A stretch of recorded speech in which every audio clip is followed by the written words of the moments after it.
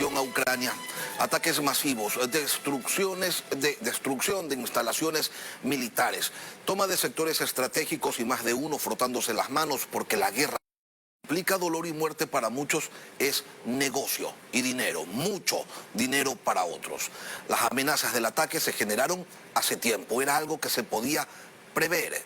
El mundo una vez más observa, se alarma, pinta de colores sus edificios emblemáticos y finalmente no hace nada. ¿Por qué? Lo vamos a conversar con el doctor Joaquín Hernández, analista internacional. Doctor, buenos días, bienvenido a Contacto Directo. Buenos días, Lenny. Muchas gracias por esta entrevista y por este espacio. Y buenos días a todas las personas que nos están escuchando. Doctor, el presidente de Ucrania, Volodymyr Zelensky, señala que se han quedado solos frente a Rusia, que nadie está dispuesto a combatir junto a ellos, que le preguntó a los líderes de la OTAN si garantizan la adhesión de Ucrania y que nadie le da una respuesta. Entonces, después de hasta cierto punto alentar la confrontación, resulta que todos terminan haciéndose para atrás. ¿Qué sentido tiene? Bueno, en este momento es muy deprimente y negativo lo que está sucediendo, porque ayer el presidente Biden anunciaba un paquete fuerte de medidas económicas contra Rusia, y la respuesta ha sido que a las 11 de la noche, 10 de la noche, 11 de la noche, hora de Ecuador, 5 o 6 de la mañana, hora de Ucrania, misiles balísticos de crucero han empezado a impactar Kiev y siguen generalizándose, mientras se habla que desde Bielorrusia, que queda un sector desde Bielorrusia, que queda a 30 y pico de kilómetros de Kiev, está entrando una columna de fuerzas rusas para tomar en una forma de pinzas la capital. Más las declaraciones del presidente Zelensky, que ya se dijeron al comienzo del programa, que dice con un dolor, una tristeza y una evidentemente decepción, nos han dejado solos. Ahora, ¿cómo explicar esto? En primer lugar, yo creo que las medidas económicas no han surtido el efecto que se supone iban a surtir. Salvo que la idea del presidente Biden haya sido golpear a Rusia a mediano y largo plazo, lo que implica dejar indefensa a Ucrania, como está sucediendo.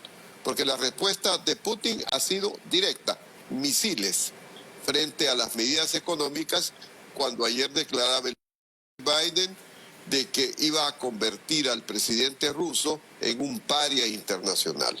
La respuesta ha sido misiles de crucero. Doctor, es decir, en otras palabras, no me das miedo. Desde la Segunda Guerra Mundial quedó como una dolorosa lección que la única forma de protegerse de una guerra es armándose hasta los dientes. Y los vendedores de armas lograron posicionar la idea de que la paz es un resultado que deviene de un armamentismo sostenido. Un negocio de decenas de miles o de centenas de miles de millones de dólares que vibra ante la posibilidad de una guerra generalizada. ¿Qué otros intereses, doctor, se mueven y alientan este conflicto? Bueno, yo creo que en el caso de Putin, evidentemente es el proyecto de una Rusia imperial, que puede o no coincidir con las fronteras que tenía la Unión Soviética durante la Guerra Fría. Pero en todo caso, la idea de Rusia como potencia imperial y como polo de poder político en un mundo que ya no es unipolar dirigido por los Estados Unidos, sino que hay varios líderes en ese bloque. Eso desde el punto de vista ruso. Y desde el punto de vista occidental, pues la debilidad que siempre ha caracterizado a Occidente. Es decir, Putin invade y no tiene ningún problema en ir ejecutando su plan. Occidente se debate en que cuidado, pongo esta medida y entonces afecto el gas, y o no afecto o afecto el bolsillo de la gente. Y esa es la debilidad de las democracias que Putin señaló hace algún tiempo ya, cuando dijo que las democracias occidentales estaban en declive. Doctor, porque quieren salvar una serie de aspectos y eso es imposible. Este tipo de agresiones desiguales y con respuestas tibias de los llamados, autollamados guardianes del mundo alimentan el discurso de quienes señalan que esto que hoy se vive es el resultado de una política de desarme nuclear que en primera y última instancia es el mejor disuasivo ante un ataque. Y por eso India y Pakistán, más allá de sus diferencias, no se atreven a acciones similares a las que ha tomado Rusia. Igual situación entre las dos Coreas. ¿Tenían razón quienes elevan estos postulados, doctor Hernández?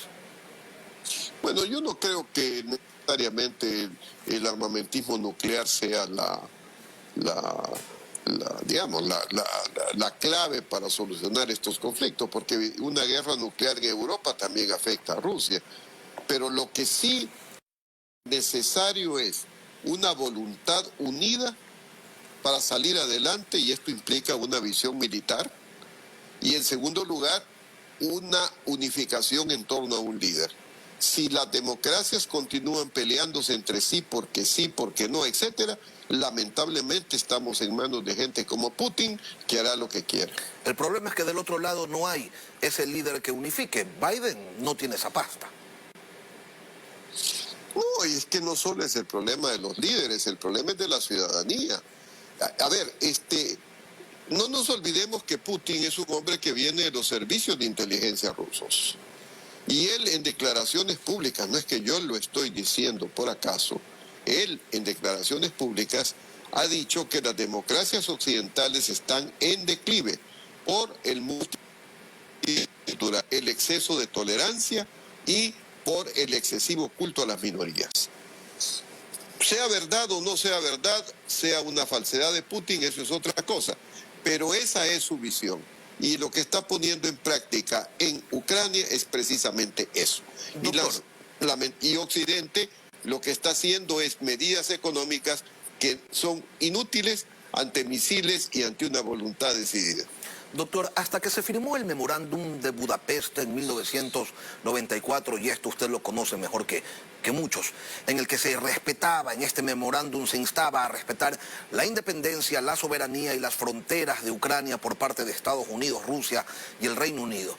Hasta ese momento Ucrania tenía 5.000 bombas nucleares, 44 aviones bombarderos de largo alcance, misiles balísticos intercontinentales, entre otros insumos. Era el tercer país con más armas nucleares en el planeta y se las entregó a Rusia con la firma de ese memorándum. Esto ratifica, doctor, que la mejor manera de mantener la paz es estar de forma potente involucrado en la industria de la guerra. Mire, lamentablemente, y quiero para que se me entienda bien y no ser mal comprendido, cuando el presidente Macron hablaba ayer de que estamos entrando en un nuevo orden mundial, que se está acabando el orden mundial de los años 90, se refería a eso, que pasamos de un mundo donde muchos nacieron después, otros lo vivimos, un mundo basado en la libertad, en la tolerancia, en la globalización, a un mundo donde la única forma de sobrevivir, lamentablemente, parece ser esta ante el surgimiento de gobiernos autoritarios o gobiernos tiránicos, déspotas, como quieran llamarle, como el de Vladimir Putin. Doctor, ¿qué tan cerca está el mundo de una tercera guerra mundial? Es algo que muchos se preguntan con frecuencia en estos días. El G7 señala, eventualmente habrá una respuesta militar. Joe Biden dice, no habrá tropas de Estados Unidos en Ucrania. Mientras tanto, las tropas rusas masacran a la Guardia Fronteriza ucraniana. La cifra de muertos hasta ahora habla de 150 caídos, pero ¿Europa está realmente dispuesta a entrar en una guerra abierta ante las pretensiones de Putin? Ellos ya saben lo que es los bombardeos a ciudades, las bajas civiles contadas por cientos de miles. Con la boca dicen mucho, Alemania, Francia, Italia, los mismos Estados Unidos, pero en los hechos no hay respuesta que detenga la invasión. Mire, hay que precisar primero qué se entiende por Tercera Guerra Mundial, porque mucha gente cree que son dos personas apretando botones y como en una película de estas de Hollywood destruyendo el mundo. Eso no es. Ahora, si usted me pregunta si va a haber una guerra mundial convencional por Ucrania, lamentablemente, y digo lamentablemente porque me da verdadera tristeza lo que están sufriendo los ucranianos, Lamentablemente no. Si esta amenaza pasa de Ucrania a Polonia, Hungría, Rumania o los países del Báltico, que sí son signatarios y pertenecen a la OTAN, les guste o no, a muchos habitantes de Europa, la guerra se viene.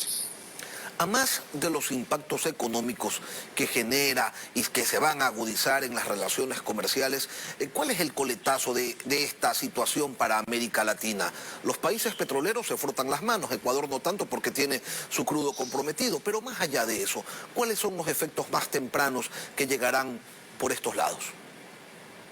Mire, lo que pasa es que ver solo la subida de los precios de las materias primas y quedarse con eso es una ingenuidad. Vamos a tener también una inflación en los países europeos, una restricción de importaciones, un encarecimiento de los fletes de transporte, una mayor dificultad para la comercialización. O sea, no es que las cosas van a ser simplemente para el que está acá, todo es bonanza. Recordemos que después de la Primera Guerra Mundial vino la Gran Depresión, que de todas maneras nos afectó a los países de América Latina. Y fue una de las causas, si mal no recuerdo, de la pérdida del cacao en los mercados internacionales. Así que yo no creo, somos muy propensos, eso sí, al minuto, a aprovechar el segundo, ¿no? Somos como esas personas que se ganan la lotería y dilapidan el dinero en una semana. Los pronunciamientos del gobierno ecuatoriano, doctor Hernández, hasta ahora han sido tibios dentro de esa corrección política que tanto se parece a los más cómplices silencios. Que hay que ser cuidadosos, ha dicho el presidente Lasso. Pero la pregunta es, ¿cuidadosos con quién? A quien se le vende 1.300 millones de dólares. Entonces, ¿qué? Como solo le vendemos 128 millones a Ucrania, le lanzamos porras a Putin. ¿Esos son los extremos de la diplomacia del pragmatismo, doctor Hernández? A mí me parece terrible que América Latina, como una región que se dice demócrata, salvo las excepciones de Nicaragua, Venezuela, Cuba, no se haya pronunciado como una sola región, drásticamente, no solo invocando el respeto a los derechos humanos, que eso es una mera cuestión, digamos, casi retórica, sino exigiendo el retiro de las tropas rusas y la paralización de la guerra. Nos hagan o no caso, eso es otra cosa, pero lo importante aquí es que deje sentado su vocación democrática. Justamente por estas dudas que tenemos, estos juegos, búsquedas de equilibrios imposibles, es que gente como Putin, que no busca equilibrios y sabe lo que quiere y lo hace, es que estamos en situaciones como las que estamos. Hablando de desequilibrios, doctor, ¿qué tan factible es esto, de lo que también se habla, a veces no con mucho fundamento, de una eventual potenciación de Rusia en América Latina con una eventual presencia en Nicaragua, Venezuela o Cuba? Bueno, de hecho ya la hay. Ahora, yo no creo que el gran objetivo de Rusia sean estos países. Obviamente, bienvenidos sean. Si constituyen obstáculos para Estados Unidos, que dicho sea de paso, ha dejado abandonada a América Latina a su suerte. Y ha permitido, vea el caso de Cuba durante el régimen de Obama, le permitieron hacer de todo. Entonces, yo no creo que la prioridad para Rusia, en la Rusia de Putin me refiero, sea América Latina, pero sí aprovechar estas condiciones. Pero evidentemente para Putin el tema de él es Europa del Este. Joaquín Hernández, catedrático, analista internacional, gracias por aclararnos más de un punto aquí hoy en Contacto Directo. Y tras la pausa en